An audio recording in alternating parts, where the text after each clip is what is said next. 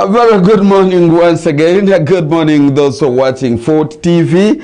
Kandi butelev twagaruka ko kunaba kugambire that we are coming up with a topical discussion kandi itwine nsonga ezitalizimna zimu ezo kwanurao ezigenda mmiso mwihanga ezigenda mmiso mu kibuga echa Fort Portal ezigenda mmiso mbicweka ebitalibim na bimu tureta bante nyatabwongo akani abakugarisha ekisani oketegereza echo chenyini echa okuba otaka kwasize kurungi muno whereby nitubanza twayechenchura atwamanya nte kintu kinu. This is what the community wants to hear. This is the community wants to see. That's exactly what we do. Van boy once again nkani kukuna bangambiro mgenyi wita mazile kuhika genda habikute talia mnemu. You follow us, you watch Fort TV nintekaniza estali zemna zemo. Let's welcome our guest this morning. Then tumale tukiralfa inge tugene msonga eza nyencha karayat. Good morning, sir. Good morning, my brother. It has been a while. Long. But you're most well. Thank you, sir. Omukuru Joseph ndabira serikali onadimba gambera arwatwina hanu aba balinitwe mbere twabatuli kuli. I termed him as a retired politician but still serving natwarabujunanizi wabwe komnya Uganda kwikiriza his roles as a citizen but these active politics sa zino nikisana gabanze ya kwata mwa. Introduce yourself then uturamchia tukeneme. Well, mno mtekanza program my brother Van Boy management ya Fort TV karosemerirwe abatu kuturora herwoku hamikutuyona munyikirize maramuche kandi mugest wangu kwasakura tangirire ndamira Joseph musirikale umwebezi rwabanize kumuraho Kasavinga City Council, serving a municipal council with the city council. Awakira gatu wa maragisha wagamba. Transition, umera transition of which expectations wahiguru muno. Transition ni nda kutwara bingi. Transition ni nda kutwara bingi. Tongirora neruguru. Ekiyaga kinu weve jeje eine kinte chenu mune yorekereza. Yes, people are taking charge. People actually are preparing. Abantu baliyo nibetegekera ebikaro, abantu baliyo nibeyoleka hali abanya Uganda, government impyaka. On transition. Who is the president of Uganda? Jerry Garindora. Who is the president of Uganda? Hatu nokwenda kusobora. Jerry Garindora abojo habintu byanyu bine bya social media. Ngo abantu bakakoma muntu wonde. Barangi rondi na rukubale mundi. Constitutional the president of Uganda. Tabanyirwe. Constitutional abanyirwe. General Yoweri Kaguta Museveni. Abantu bakakomondi. Bakakomondi barangi rondi. Akurangira kutingajiro. Because ati bakakomondi barahizondi twebemberundi. Meaning bakakomo umuntu barangirondi constitutional barangirondi but no barangiye takwebembera ntebemberondi at focus here how barangirire with constitutional organized na kwebembera no rumkwebembera tokambena Fort Portal lejana narara hano nakora Kampala minister ne bejahano ambassadors ne bejahano ati kunwali charge arugaje Kampala akora rwebajagaruka agaruka achilinga yembaganiza ya ntango hati mtereze kintu kino is a CDF and is entitled of committing a different delegation. Is the first CDF? Bali batamanya kibakora. Ayo werano is the first CDF? No, he's not the first, but bali batamanya kibakora. Ya satellite enyonyi zikonvoy nabiyo karabe baine. Kandi iwo habese nyino noviro. Isi ati tutungira umugisa. Turozera abantu ba. Turozera kitinza president. Because at least you have met him. Turozera General Salim Saleh, we have met him. I have not met General Muhozi, but I have seen the operations. So those are the three people. Bano abasigaire actually bakachikora kurundu. when they changed the UPDF Establishment Act, obusobozi obahere CDF ono anyakoro bukaba bwingi muno bukira n'obwingana na bwa commander in chief. He's the first CDF who can deploy ateka bwize abantu bandi ka commander in chief na bandi. He's the first CDF to actually who can even promote actually deploying from one country to another echo chalchetaga approval ya parliament. But now but the UPDF established no bugende Congo bugende nka so noboliaho the CDF has ahumuiza abantu, the CDF has promoted. So transition ikaba netandika. Chief of Defense Forces, special advisor on special operations. So what are those special operations? Nazino za babara mnozili. People are taking charge. CDF under PLU nagamba itwe speaker ntwendo. At PLU is replacing bali abakali betumya ngo document. Itwe nka PLU and to the lead of opposition akome parliament yon. And things happen in a day. So and you are still asking me who is in charge of this country? Because between does our constitution still function? On paper, but reality are ground kintukindi. Because obukorora arms of government, the executive, legislature, and the judiciary. Who is controlling them? Okarora CDF na kugamba chairman wa PLU na kugambira. He has given a responsibility to the speaker and the deputy speaker. Those are his envoys in parliament. Nibo bino kusara mungoli abe. Akuba mukama wa Fort TV. Agambi ni ambassador wange mubataka for Porto Central, for Porto City. Iyo nogenda kora ebitalimuleni ya CEO wa Fort TV. No. So if one arm of government is operating under the CDF, under the arm of PLU, so will you have the independence of the legislature? Not really. If I am the one who has brought you in the city, because PLU announced, I to wait to know Bonag. Both. Bagambon tayevu kutukiamtira pending leka turolemu. Kabanza bamurabishinga bamara ile nawe jako leke. Abe wow. So is that arm of government operation? Nicho kagweze ngo constitution nekora. Isi constitution mukagimaramani. Itwe ba kandi imwe ni mumwekire mbwebembeza abuzo. Constitution abantu mazira abamani wamanyire. Does your constitution have age limit? Does your constitution have time limits? No. So issues of governance. Akaruni kokakusara. Is it a fair one? Kandi niwo kitandikire ngo bakakomonde barahizonde twaye. Gambere kandi ndora bire bintu byanyu ya social media. Bani ndora nanyo kunokona. But 70% of that rugambo rwa social media is always true. Yes. There is no smoke without some fire. Somewhere. So constitutionally the akatabu karo. But the people you have seen most recent people have basements. Nebasomsero Swahili, basomsero Uganda, basomsero Nyankore.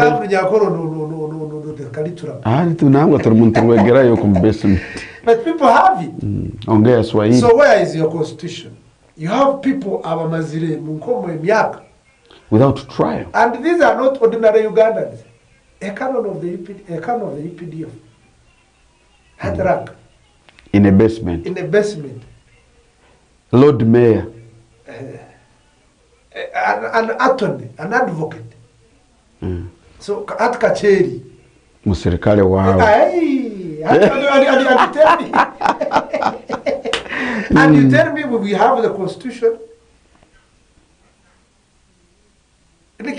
nikyokurora sometimes and chikunereza nti even the people who sat it was called the General Assembly in 1995 when they were drafting the constitution, the likes of Miriam Matembe, they are the people who have tested the basement. You see, constitution ya kozero 1995 really abantu bakaba cyane patriotic. Abantu had the vision for Uganda. Bakaba batekanize kiragire ikirungi ekisobora kulinda kulema Uganda mwekikakumu mwebembezi n'abantu bawe. Baitu habwa interest za abantu abake. Bagenda nebakwatamu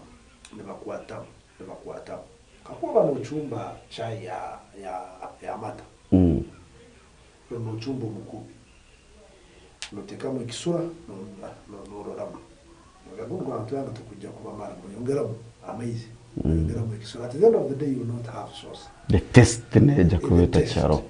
So the constitution ya Matembe bakozere, and actually all the senior citizens ababwiro, it was one of the best constitutions actually mu region hano ege sub-Sahara Africa. It was a benchmark for many countries.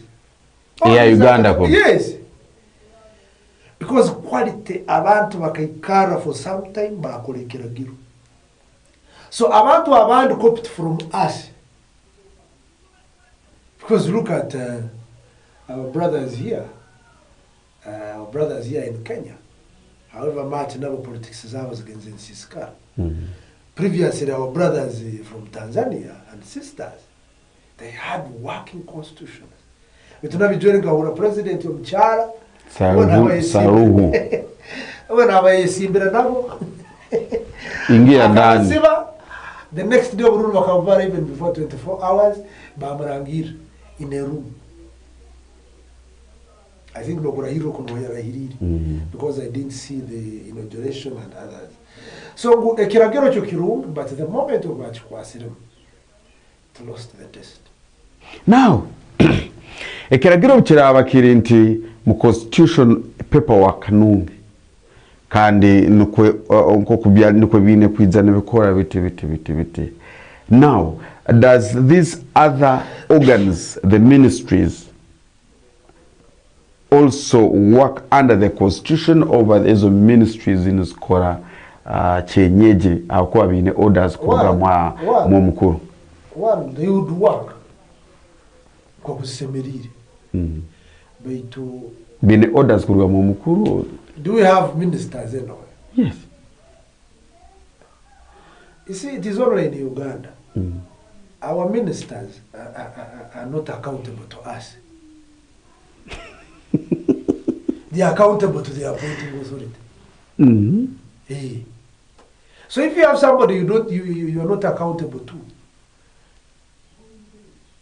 Because me, I've never seen a baraza where I want to be a minister of Sobor. Minister no akweta abantu of Sobor. About to akweta. Like how actually most of the apart from it bakacheri bakansela na velociwan. Tingaragana abantu be MP of Sobor. Which is again a mess of parliament in line with bills, in line with the acts of parliament and others. So I'm not what I know of Somozi. Here often do we see these ministers. When do they come to tell us? For example, if you're a minister of local government, you will judge to Gambia local government. Now when you grow in Chakara was our Baraman education. Don't you have a minister for education? Don't you have a minister of what? Education. A career? Previously, didn't you have a minister of education? Or did you have an acting minister of education? Don't you have a minister for health? So you mean now, ministers. So is Baram the lead of government business? No, that is the prime minister. The lead of government he's in health, business. He's in local government, he's in education, and those are basically the backbone of the country. So it means education, health, local government. Local government. Because these are service delivery ministries. So working in Kibandi Chukuleka, even the ministers we have. Now, if Balam is coming Buhinga Hospital, the Minister of Health will correct. The cow, the RCC, bakoreki. Because RCC niwe kalisoliso wa government programs bukichwekecho. You see, they are ministers. We used to hear people call other super minister. Super minister, Mama Patrick. John Patrick. But Baram is a super minister. Is a super minister na Kirana Banja. Na Kirana Banja Prime Minister. Because I him interest. Eyo mukuru.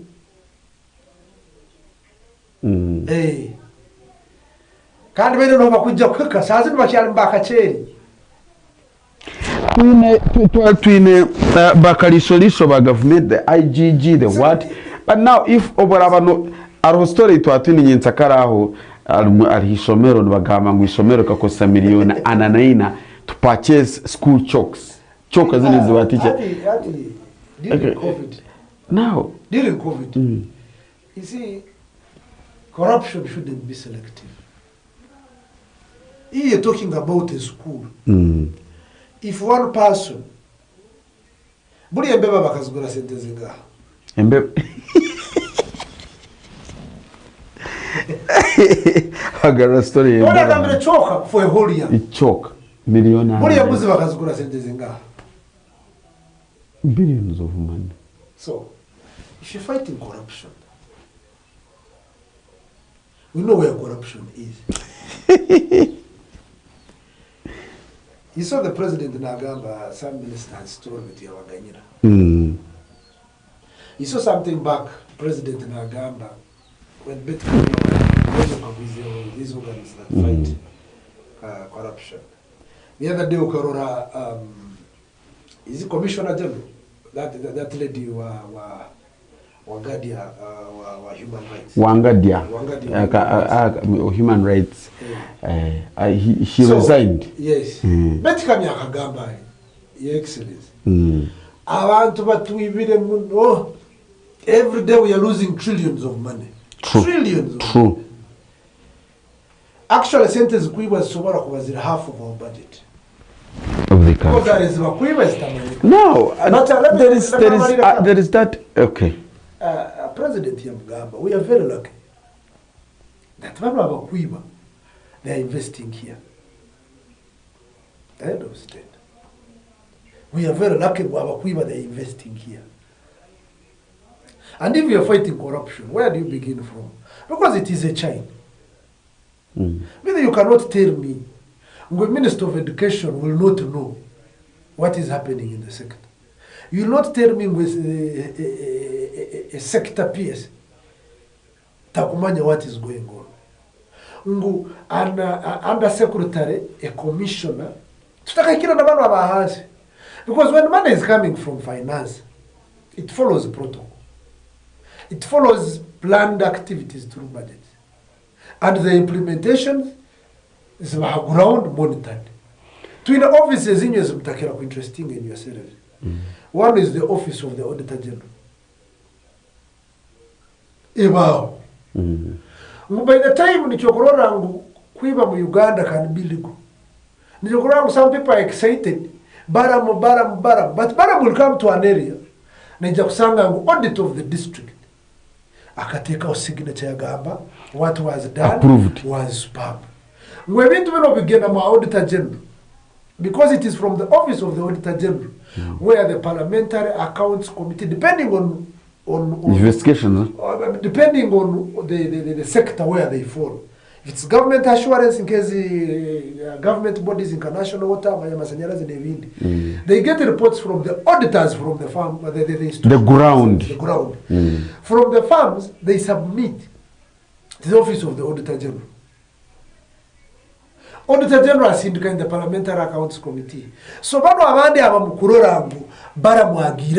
is not a hero.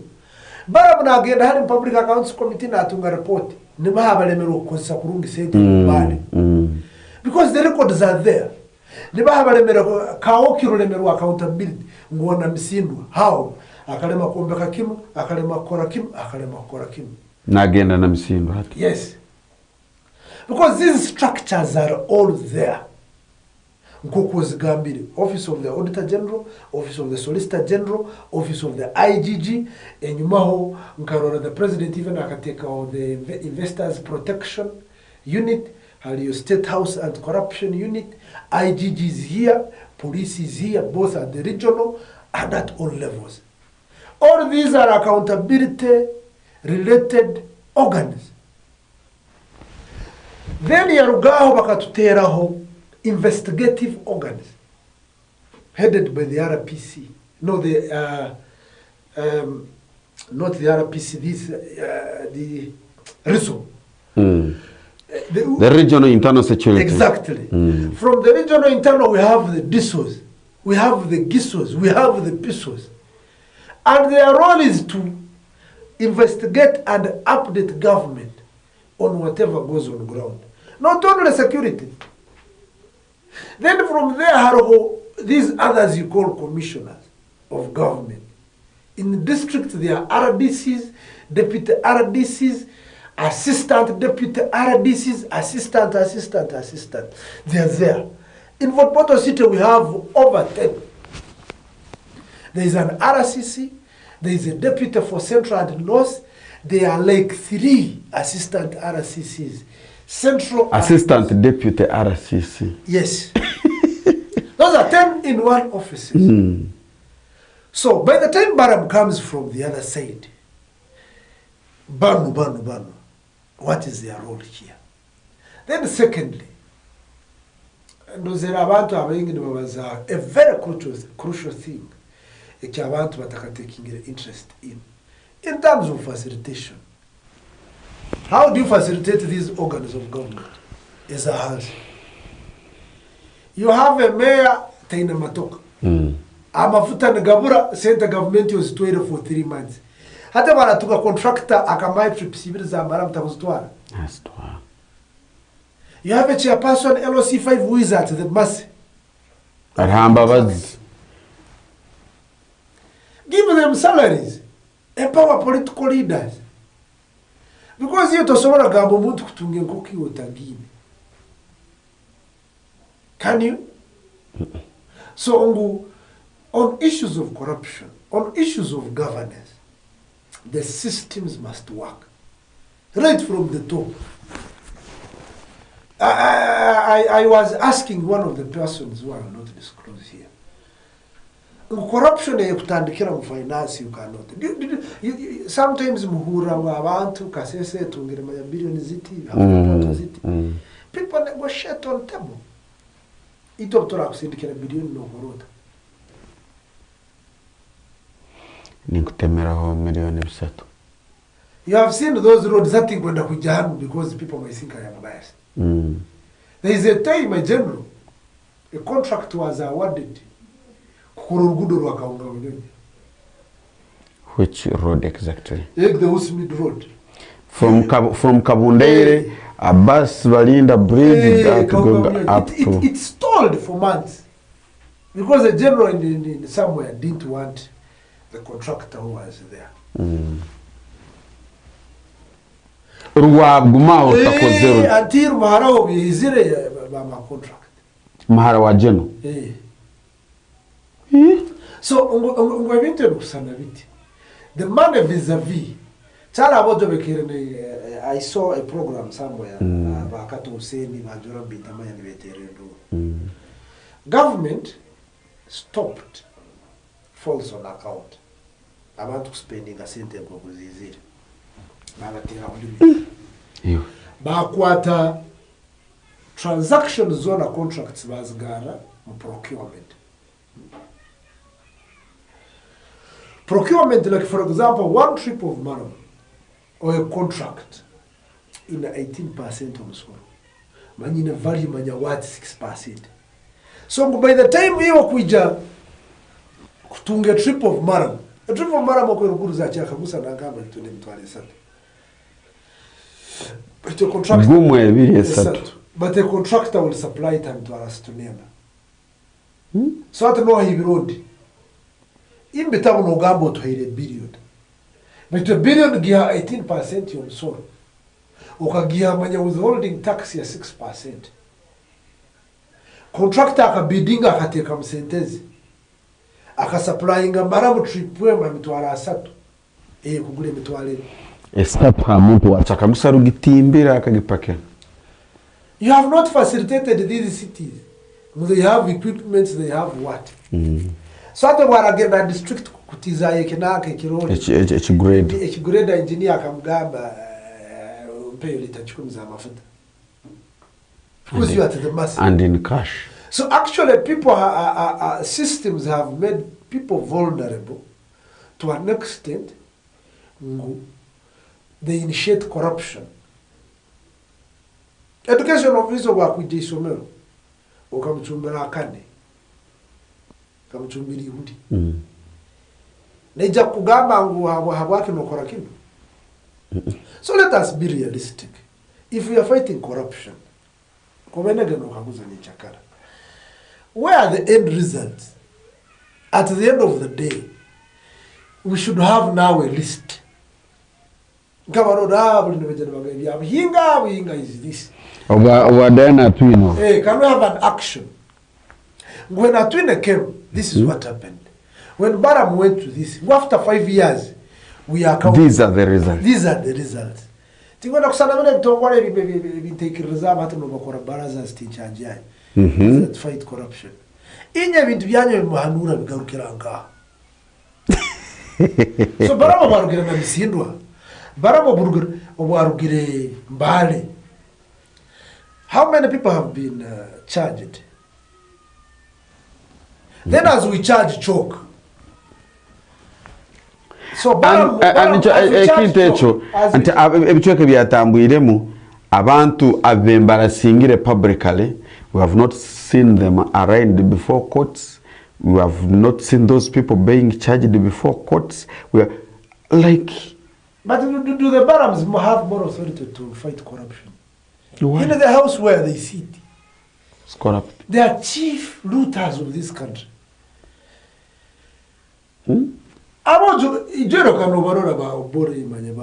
Chris Obole, the 5 of them. So where do you have the audacity to come and talk about 44 million, 13 million, 100 million? Whereas for you people are stealing in trillions. But Michael Mawanda.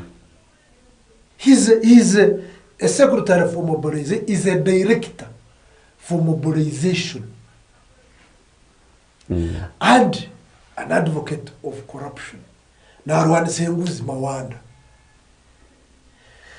the system talked about him, General Moses Kainerugaba said he was malicious. But man was in his house, in the billions. So where do you have the audacity? Where do you get the authority to come?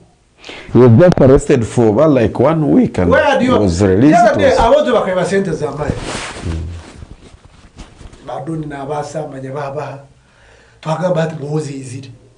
After a few days, I've consulted, I've forgiven my brother. He saw the president in Chankwanzi,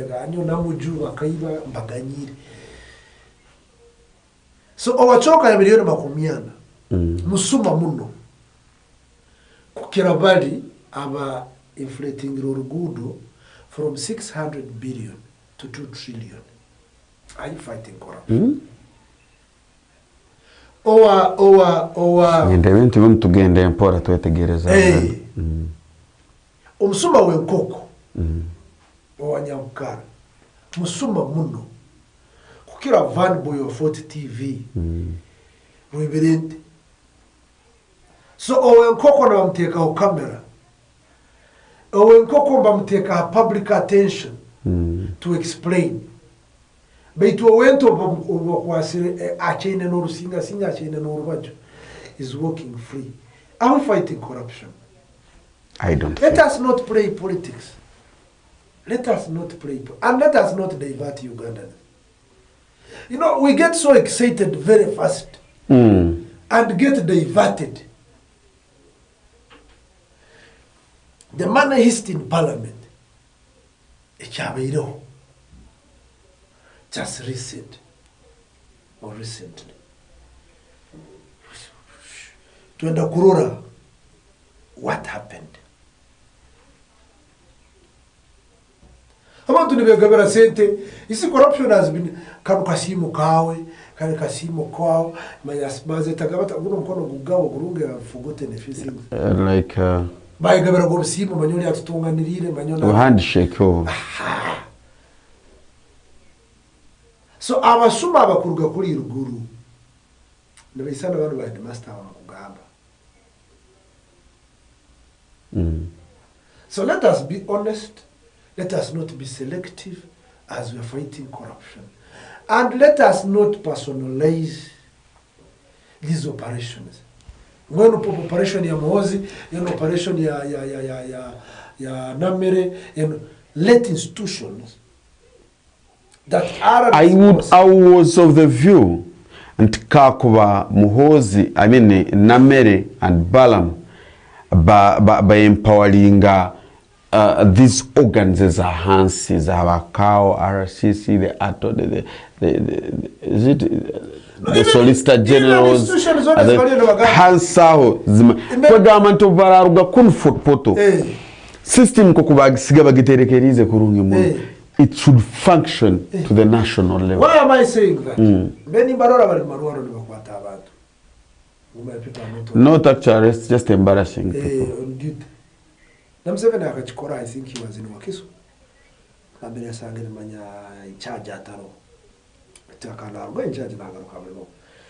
We want to see institutions empowered. Can you tell us how many doctors are supposed to be there? Tumaya ngurira bingo branditaga ba doctor 10 iyo batireyo. Wiba nabata bekemba tuyamba ba intern akasente kabo kabihiro. Sente za bakabatira budget 2 years ago as ambulance nezindi ukazihamwa gale kazigenda ku general company ya mgenzi wawe ya was it Rocco or something. So can we have those facts? Bara mutugambire mu ngenzera hele sente nasanga asemerire kubayo. Ba doctors basatu. Ba doctor basatu bitu. Haliyo. Where is the difference of the two? Mungenzera mu masomero which abazire na mbere bakusasura sente. Ngo abasomesa abasemira ko bala government payroll. Because we want these gaps zirugemu. So that tumanye where the problem is. Ngo isomero bera semerire kutunga abasomesa nkanga. Kusomesa abana. Abana 10. Iwa payroll oino abasomesi 13 nibo kusasura. Where do the rest of the people bano sentes basasura ziruga? Then iwo ijo tuoleke abana abanyu mubasomeseza nkaha. Do you pay school fees or you don't pay school fees? If so, how do we make an analysis? Government has played its role. Schools are facilitated, money comes on time, inspectors are doing their work, parents are doing their work, students are doing their work. No komuntu raruga muleni. Baram come and embarrass that person. Atalikuija, even so, ngu zenu milioni 16 za kuberenze bagura porridge inywe na numunyu. Bujunanizwa kwisomero gura abana porridge. So you are reducing no to even buy porridge. So let us not play politics. Let us empower systems without being selective. I've seen our members who want. They have already made the warning. I am waiting. The rights of Kachevez and I am waiting for that day. Kachevez are don't step we have here. schools that pay extra fees. All the Kampala. I want them to go to all the Kampala. I mean, government schools. All the Kampala is all of them. I want him to go to Ntare school. I want him to go to Mweranyanja. I want him to go to Immaculate Heart. Bamugambi Road. These people are paying millions of money. Hey, but you have schools here. Nyakasura, is it not a government school? It's a government school. They are paying 1.2 over. Chebaba were paying $1 million. And Panga, they are paying 200 over what? And brother, let us explain that to Chebaba Bakimaya.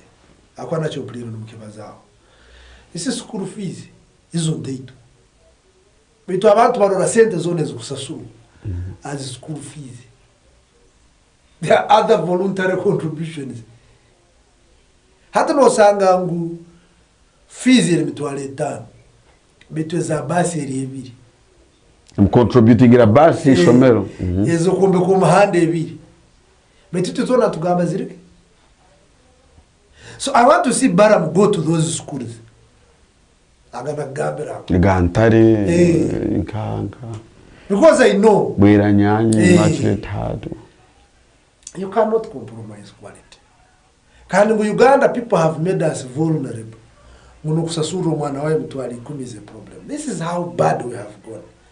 Because the people are not empowered. The people are not empowered. Kugamba, they are not empowered. Civically, kubasomesa obuzunanizi bwabo. Heba ababo bari mukusoma oil and gas. Ababo ganwaga government tebagalimu. Inyo abandi numugamba kusoma kwa abusa kwa Museveni yakaleta. Betaba Museveni nyumba manyira kandi manyira basomeranka. So we cannot compromise these issues of turaba turi gukora. And it is high time abantu mu rugeyo mbagambire ki amazima. Mubagambira amazima. You see, if you frustrate, me actually I want Baram to come to Mpanga.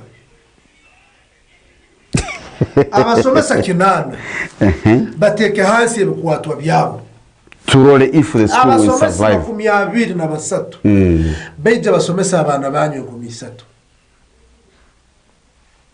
Let them even if they said they stop paying today.